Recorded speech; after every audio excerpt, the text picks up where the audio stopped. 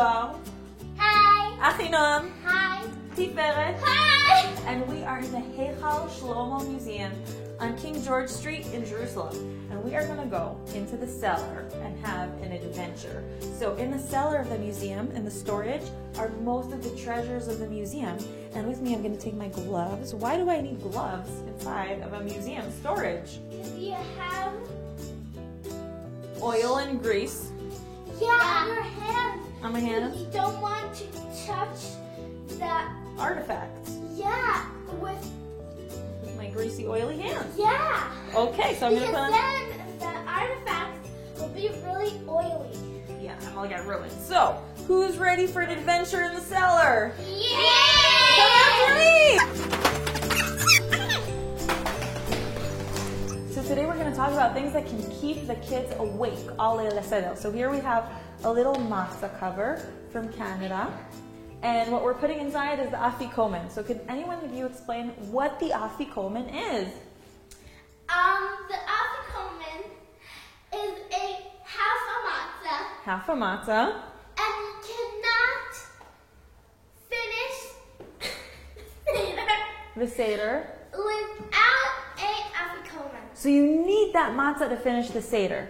And in the middle of the Seder, one of the grown-ups takes the afikomen and puts it in its little afikomen bag and hides it.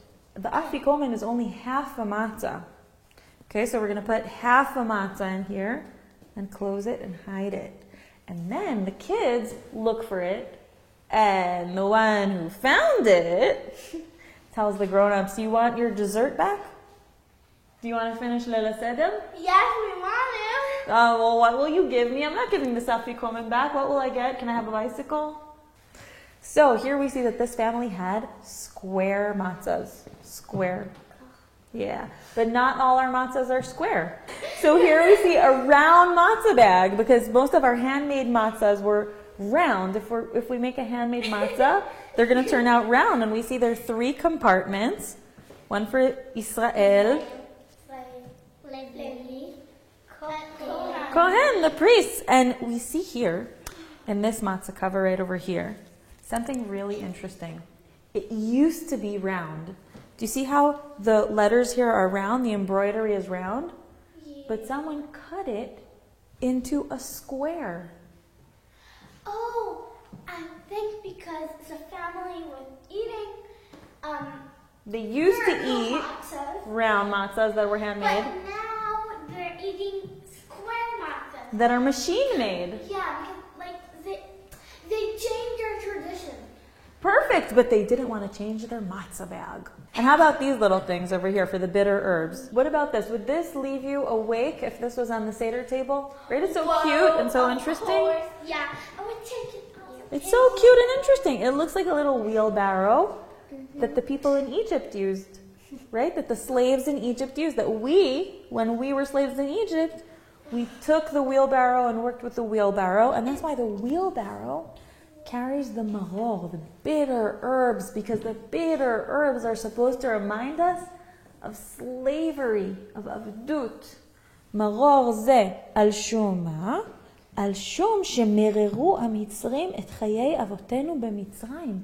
This is for the bitter life, the way that Egyptians turned our life into bitter lives of slavery. And it's like a little slave taking the wheelbarrow. So what objects do you have on your table that keep the kids awake, that keep the table interesting? And here we have a little box for the charoset, which is supposed to be like the mortar in between the bricks. It says charoset. It looks like a little house. You can see the architecture that was around the people who made it. It looks like a shul. Maybe it's an architecture of a synagogue.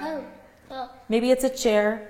It's a mirror. Or a house. Nachon. And how about this It's so cup? pretty. Did I love everyone it. at the Seder table have the Seder, this beautiful cup? Everyone got this cup? Kol echad? No, it's Eliyahu Navi. It's for Elijah, the cup of Elijah, right? And we see on the cup, who do we see on the cup? We see Moses. Moses coming down from Mount Sinai with the And Ten here is Commandments. David. You think this is David? King David? Maybe this is King David? Maybe. Yes. Anyway, if I had this cup on my table, I would be looking at it and looking at it and looking at it. It's so beautiful.